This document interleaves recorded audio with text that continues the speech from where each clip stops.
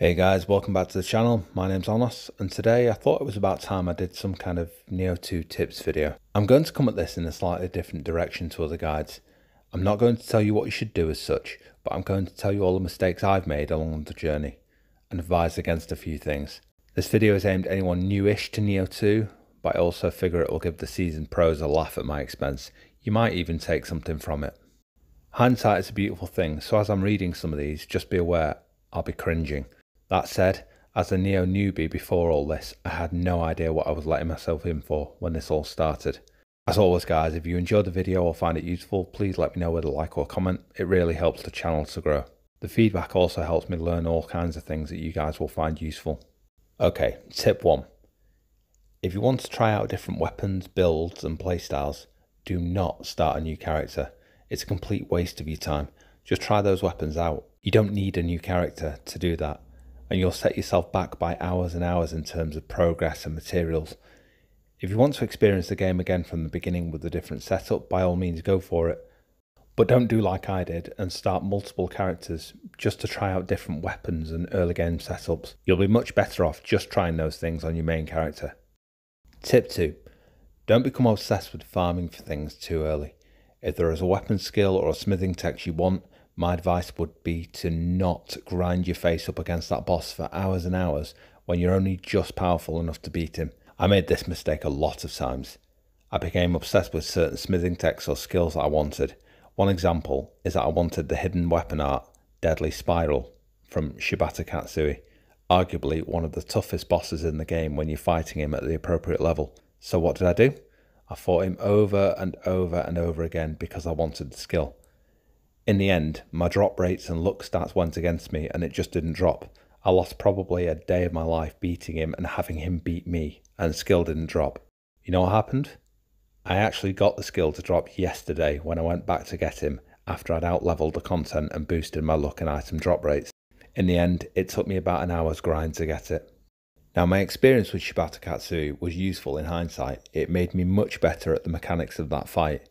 But beyond that, I got very little for my efforts. Just continuing my playthrough and focusing on becoming more powerful would have saved me a lot of time. Tip 3. Don't farm for Yatagarasu too early. For anyone who doesn't know what Yatagarasu is, it's an accessory that allows you to -1 from your set bonus requirements. So, with a 5 set bonus, you could achieve that by wearing only 4 pieces of the set. Really opens up your build options. Again, I was impatient, I wanted to make a build, and I needed Yatagarasu to do it, and again I lost hours farming it. So 2 points here. 1, you get a guaranteed Yatagarasu when you finish New Game Plus, Dream of the Strong. It'll be much more efficient just to get through to the end of the game to get it unless you get very lucky. I wasn't. Again, I won't tell you how to play the game. If you want it now, then you go for it. Just be aware that your chances are slim. And 2, there may come a time when you want to farm for a second one for another build. There are a couple of places you can farm for it. I'll link you to a friend's video to quickly show you one of the places it's been found. I personally haven't had one drop, so I can't promise you drop rates or guarantee this, but the link is in the description if you want to give it a go. Tip 4. Don't automatically use resting rights on soul cores which are lower level. I wanted to clear space in my bags, so in the past I've used resting rights to get rid of a bunch of soul cores. Some of them had perfect attribute combinations on them, but I thought I would never use them because they were low level. Then I found out you can actually level up your soul cores to make them current, so I could just as easily have done this process to clear the bag space I needed and save those perfect soul cores. I'll link to the soul core leveling guide so you can take a look how to do that if you're interested. Tip 5. Ignoring some of the settings that are in the game.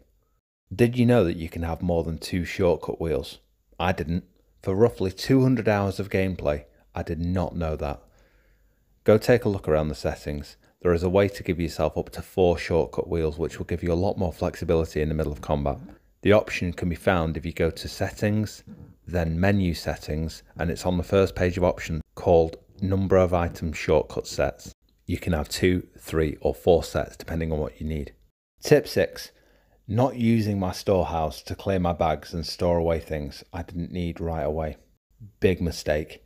I ended up losing loads of gold and materials by having to dump a load of loot in the middle of missions to clear space in my bags. This happened a lot. Make sure to save items in your storehouse if you're not going to use them right away. Tip 7. I didn't take the time to find all the Kodama on my first playthrough. This has since hindered me when I'm farming for something I want and I need the full Kodama blessing. It's also been one of the reasons I still don't have the Platinum trophy. I'll get it eventually if I ever get time outside of making videos. Tip 8 is similar to the last tip. Not taking the time to dispel all the Dark Realms in the main missions on my first playthrough.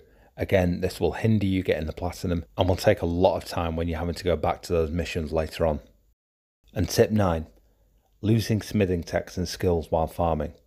So, there is a method where you can set yourself up as a boss, kill him, and then if he doesn't drop the item you're after, you can exit to the main menu and then jump back into the shrine just before the boss fight, then do the fight again.